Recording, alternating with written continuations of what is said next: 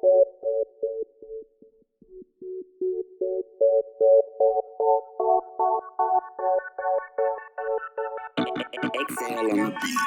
man.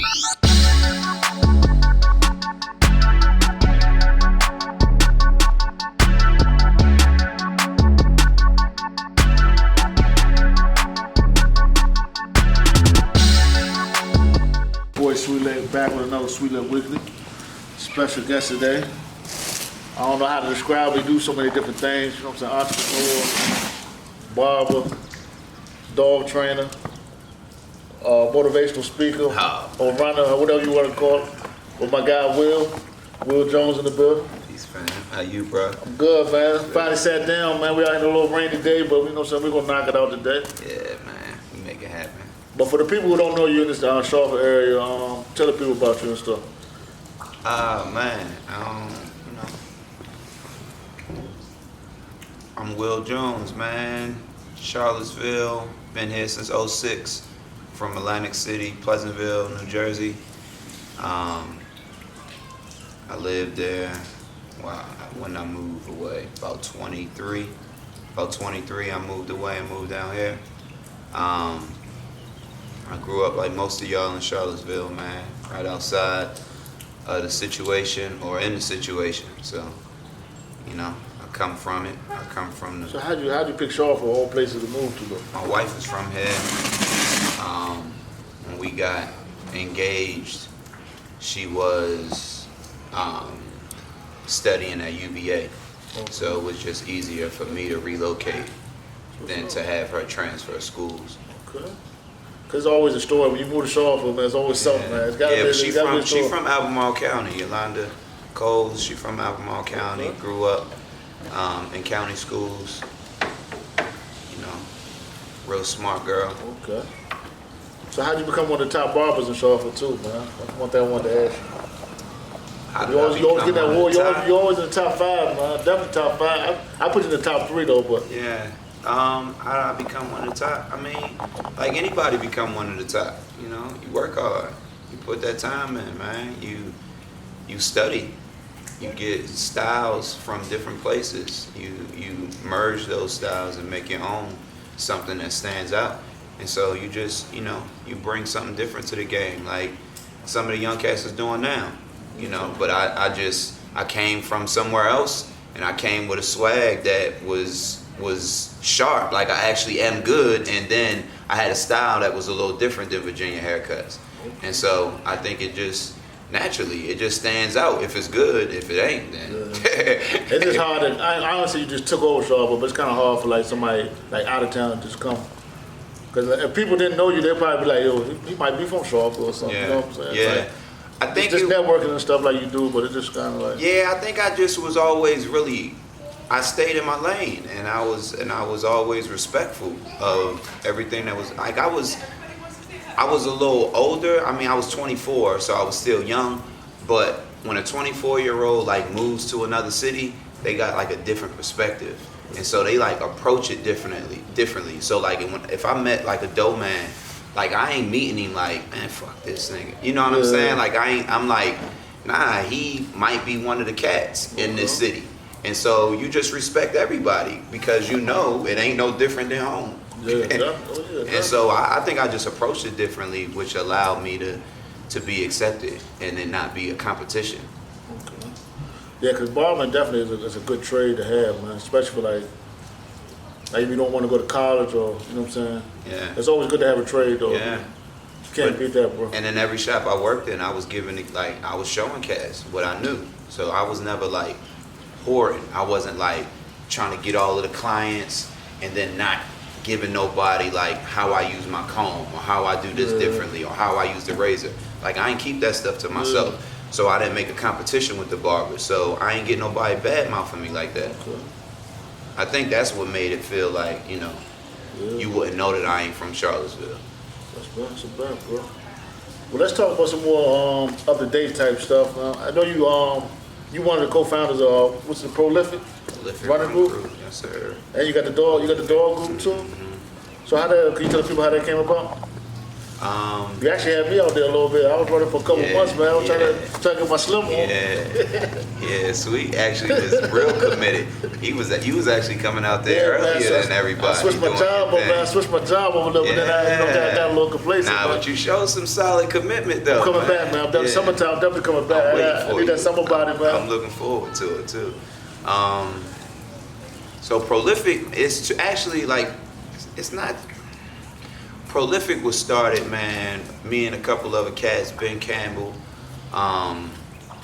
Sha Gill actually sat down with us in the onset. Yeah, I seen him come over the mic a couple times.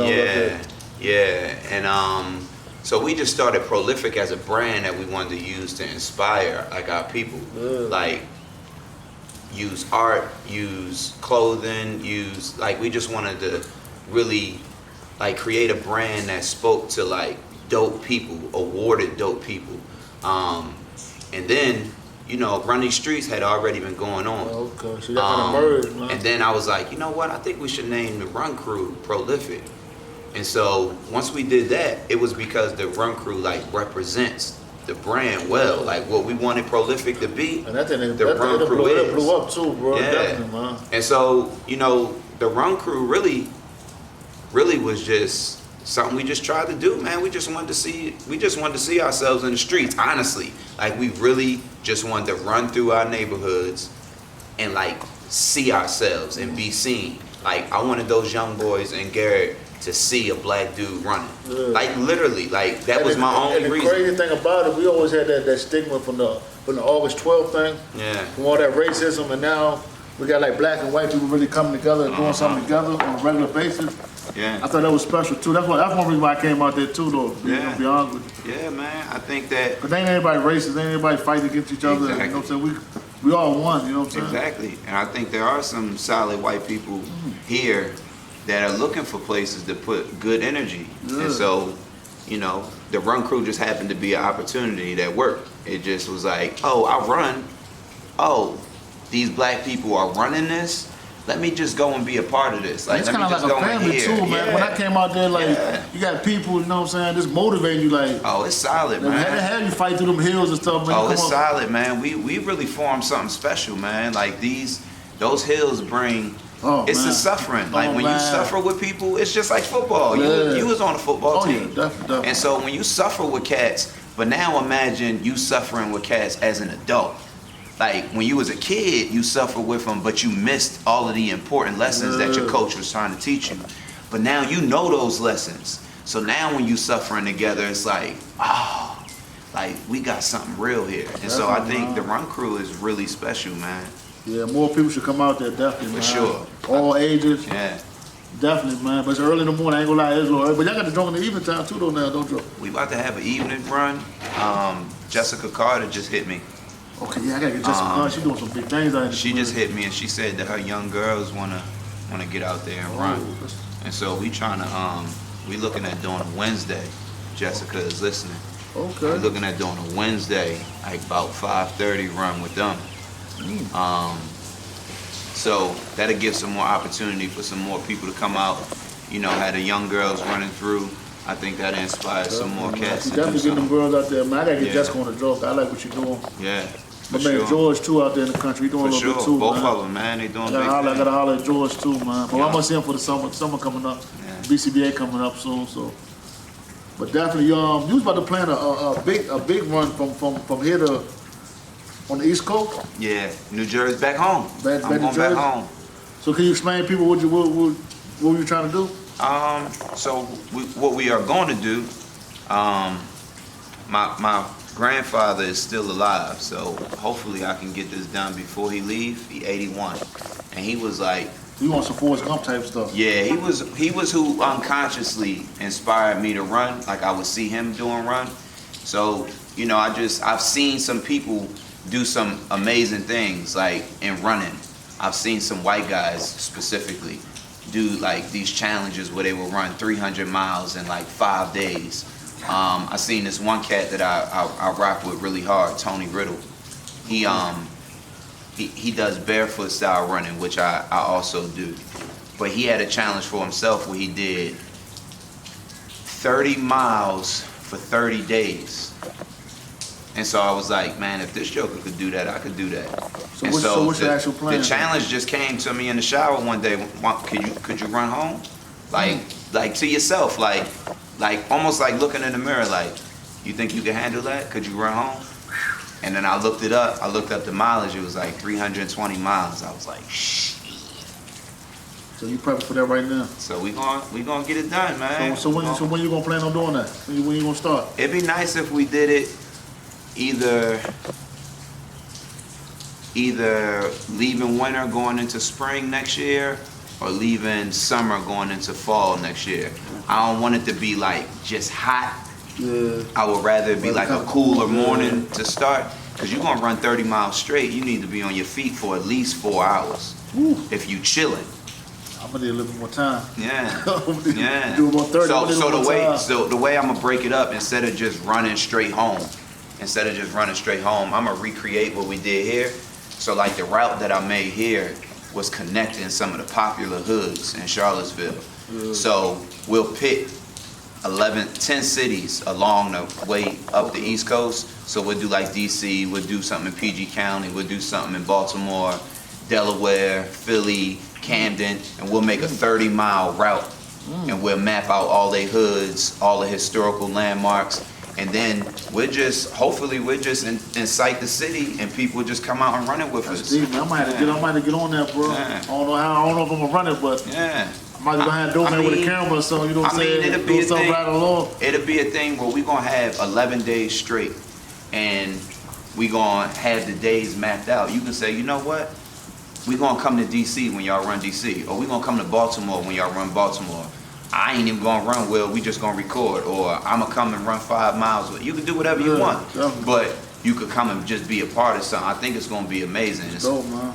We're gonna be able to tell a story of like what came out of Charlottesville. Like that's one thing. That's one reason why I wanted to get you on the interview, because like anytime I see somebody doing good for sure, but I gotta make sure I document on my channel. I really, you know what I'm saying, promote it, because we get a bad stigma with the Jesse Matthews and the August 12th and a couple other little things, but there's some good in Charlottesville too, man. Definitely people out here doing a lot of good things, good work. A lot of people in the community and stuff. We don't never focus on that type of stuff, you know what I'm saying? I mean, not us, but I'm talking about the outside of it. Look at Charlottesville, you know what I'm saying? People don't ever do that. They only see what they want to see, man, and people like seeing that BS. But it's solid people in Charlottesville that's doing real stuff, and that can't be denied. I mean, look at what we doing. Look at what y'all been doing.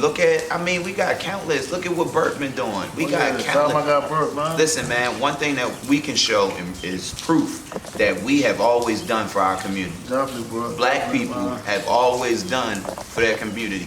You almost can't think of 5 white dudes our age that's like doing something for their community. And I ain't trying to play them. I ain't trying to diss nobody. But we try to do stuff for our people. They just get to live. And they don't have to think about their people in that way. They don't have to think about it in that way. Yeah, and so we always are proving that we trying to take care of ours, that we march against violence in our community. Like, we always are having to prove something when they just get to do what they want. And so we doing our thing, man. Look at it like that. Charlottesville is doing my this thing, man. Man, we doing our thing, man. We lucky to be doing as much as we are, honestly.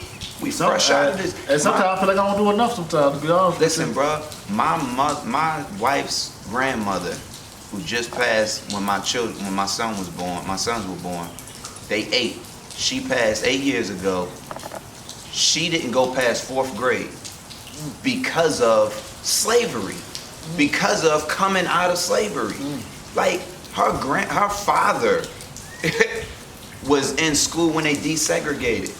Like, we fresh out of this BS. So we lucky to be doing as well as we are. Sometimes we don't realize how lucky we are. Come on, man. That's why I start working in school now. That's why I'm trying to tell kids, like, you really got to take the opportunity to just learn the thing, because, like, y'all take it for granted, but like you said, 150 years ago. Come on, bro. It was much different, man. Man. If you just caught trying to read or learn how to read, man, they were taking your head off. Much different, bro.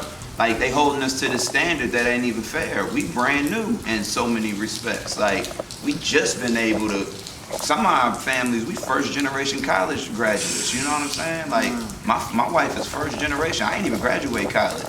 Yeah, me neither. Man. You know what I'm I saying? attempted to go though. You know what I'm saying? You know what I'm saying? So like we lucky to be doing as well as we are, coming out of the mud, like literally. But we gotta keep going. I just feel like black people as a whole, not just show, but we gotta kind of stick together. Cause I think sometimes like a show feel like we all fight against each other sometimes as black people too though. You know what I mean? Like we feel like we gotta compete or something. I don't know why I feel like we gotta compete though. You know what I mean? You don't know why? Personally, I don't know why, but then I do know why. But yeah, I think we all out for the common goal though sometimes. And you fight against your own people. It's kind of like, it's a good word to use. I can't think of got my head what kind of blame, but it's just kind of like crabs in a barrel though. You know what I'm saying? Yeah, but look, you can always peep game in your kids. My kids, they watch TV. And when they see wrong on TV, they call it. Good, definitely. But when they doing wrong, they don't see it. My daughters will wake up and they'll grab. So they got this thing where it's like whoever gets the iPad, whoever gets the electronic device first on this day can't get it first on the next day, right? So it's only 2 of them right now. Our stuff just been falling apart. So it's 2 of them. The boys got it first today. The next day, the girls are asleep. They can't even use it right now, but because the boys had it the last day, the girls ain't gonna let them hold it. So now they protecting, they hoarding. They don't even recognize how greedy they being. Yeah. Like when they watch TV, they would be like they being greedy. So it's hard to recognize when you caught up in the system. And so I'm just saying, like, our people don't realize how oppressed our minds are. Like for real. Like, and after a while, you just want to feel good to the point where you treat people how you've been treated. And so most of us is unhealthy, honestly. Like that ain't no knock to nobody. But that's how I treat people regardless anyway, just growing up. I was just taught like treat people how you want to be treated. Yeah. So like, you know what I'm saying? I don't really accept disrespect, so if you give me disrespect, I just move on, you know what I mean? Yeah. But it's just hard for like black, I just feel like more of us black people can come together and really become stronger though, you know what I'm saying? Yeah, I think it's tough. I think that we want to. I do. I think that we want to. I just think that we got a lot to work through. And we gotta be patient with that. Like we gotta understand how effed up we are. Oh yeah. Like you gotta be real with yourself. Exactly. Yeah. It's like, yo, I don't have, like, I know personally that I don't have good traditional study habits. So if I tried to go to college and approach it traditionally, I would suck. I would do horribly. But if I approach it my way, the way that I've learned to do it, because it didn't work their way when I was in high school, and that's why I ain't do good in school then. But I'm intelligent. I would crush college now, but I would approach it differently. But people don't know that about themselves. And so we don't know how unhealthy we are. It's like the running group, man. People scared to come out when they say you but do 4 or 5 miles in the morning. They just scared because they hear that long. Yeah. But honestly, I try to motivate a lot more people to come out there. To be honest, it's not as bad as it sounds. Like, you know what I'm saying? Yeah. People scared. I mean, it's 4 miles is intimidating. I ain't even going front like it ain't. Like the number is intimidating. But the thing about it, you can't just. But together. You can't just come out there like think you Superman. Either. Nah. You gotta take your baby steps. Come out there, and then the other thing is people want to go to the hospital, like. People want to fix themselves up and then go to the hospital. So people always like, man, I'm trying to get in shape before I come out there. It's like, nah, bro, come out there. Get in shape while you out there. Yeah, like this is to get in shape. Like, but I don't think people realize how much motivation is out there though. Like that's like the main thing. Like I think people don't really know about the running group.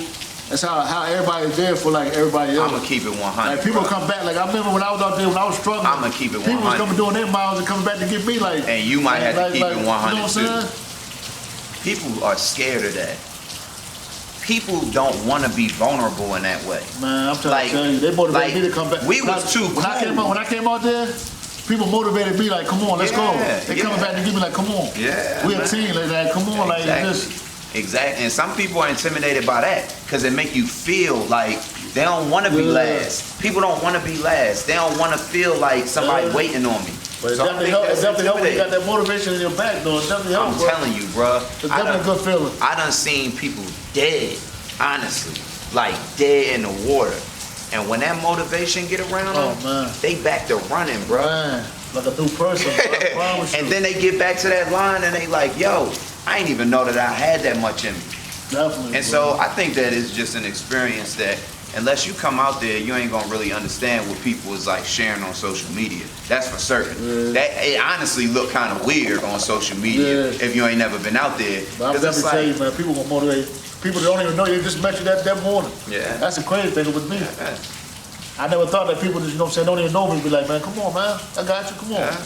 Let's do this. Let's knock this out, man. Yeah. But definitely, man, what else you want to tell the people while you on camera, though, bro? Oh man, I ain't got you got the questions, man. I ain't got nothing. I don't really talk like that, man. You could have fooled me the first 20 minutes. Listen, I like to articulate myself, Yeah. but I don't really like talking like that. Yeah. Like, I don't mind sharing when somebody asks me something, but I ain't just like, I don't want to just talk about myself. Definitely. What else? You do a little dog training and stuff, too? Yeah. So where'd that come about? I always had a little thing with dogs, man, like a special kind of. Like a DMX type of thing? Yeah, man, and you know, you just grow up around it. You a pit bull type thing. So I grew up around all of that. My grandfather again bred pit bulls, and all of this is just in there. I don't even definitely pay well attention trained, to though, it. man. They be out there running too, man. But Nico was my Yorkie. He was my first dog that I really understood that I had a special gift with. Little Yorkie, I used to run around in Charlottesville off the leash. And so it was like weird. Like everybody was like, how you got a Yorkie off the leash? And so that made me know that I had a gift. And then, man, when he died, I was like, not lonely because I had my family, but I wasn't outside like I used to be. And that joint like messed with my head. Yeah. And so then when A12 happened, I was like, oh yeah, I need some help in my crib. And then I got So-So. I had to get me a pit again. And so I got him with the intention of like really creating a solid dog that'll protect his family. And so once I started putting all of this energy into learning how to train, like my way of learning, I started putting all this energy into it. I was like, I'm really good at this. And so it became a thing where it's like, oh yeah, I can provide this sort of education. How long do it take you to actually train a dog, though? I mean, you give me 3 weeks with a dog, it'd be different. You give me 10 minutes with a dog, it'll be like different than you had them. That's crazy. Yeah. I mean, I can have a dog walking by my side that was just pulling you down the street, maybe in 10 minutes, depending on how stubborn the dog is. But if it can take a correction, I can change his behavior in a few minutes. That's what's up, bro. Man, I thought you needed more time to try to teach a dog new tricks. Nah, 3 weeks, like literally, like really 4 weeks. Like 30 days, you could change his behavior. You could change the imprint.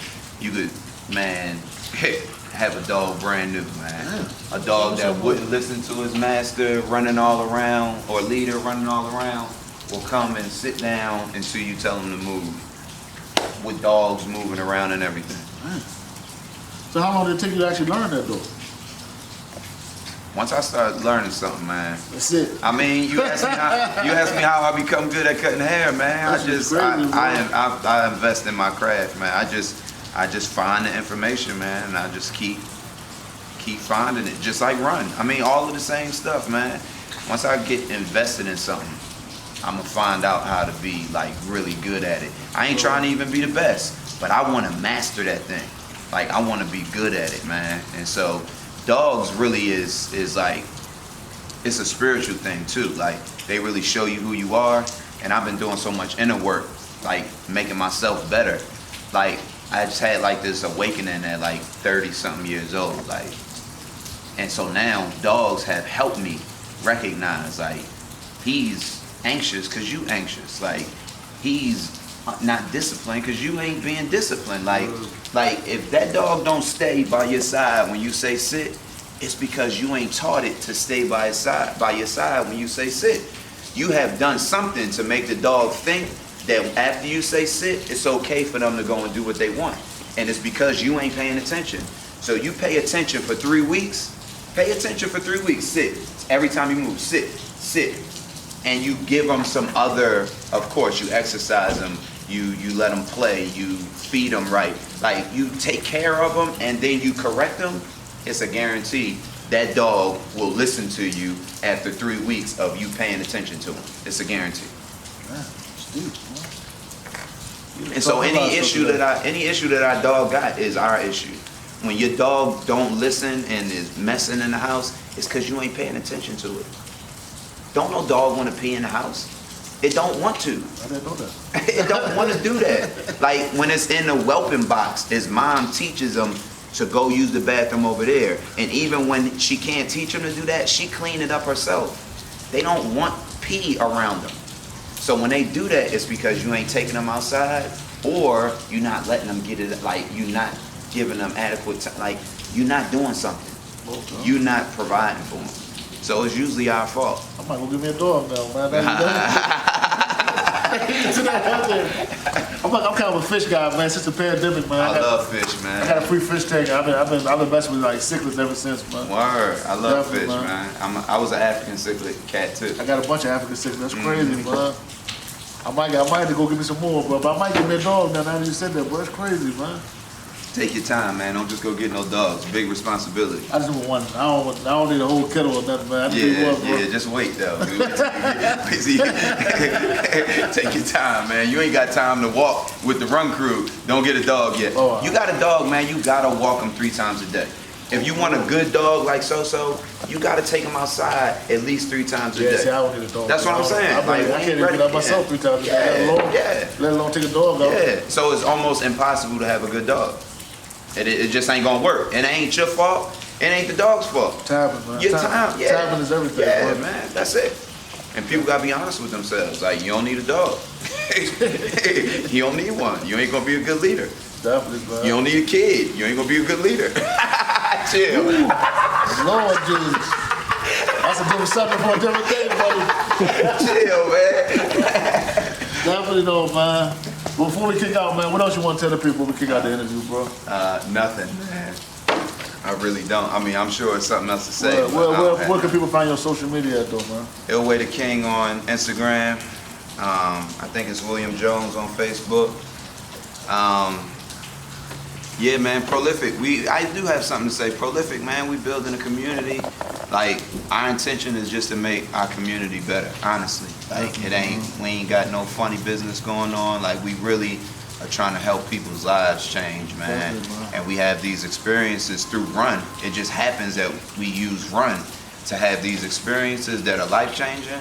And I think that we gonna make some noise, man. We gonna put Charlottesville on the map in a different way. Like, we gonna do all of our culturally normal stuff, like all of the black stuff that we do, and we gonna put it in Run. And we gonna figure out how to change the community in that way. Yeah, y'all definitely make sure y'all come out to that, man. Yeah. Y'all know where to follow me at, man. Sweetlick King of everything. I am Sweetlick on Instagram. Follow my promo page, Sweetlick Promo on Twitter, IG. Fan page on Facebook, Sweetlick Entertainment. Make sure you like the fan page. More Sweetlick Weekly come, man. 2021, we back. Shout out my man Doman behind the camera. We back working. Cheers. After that, we out, man.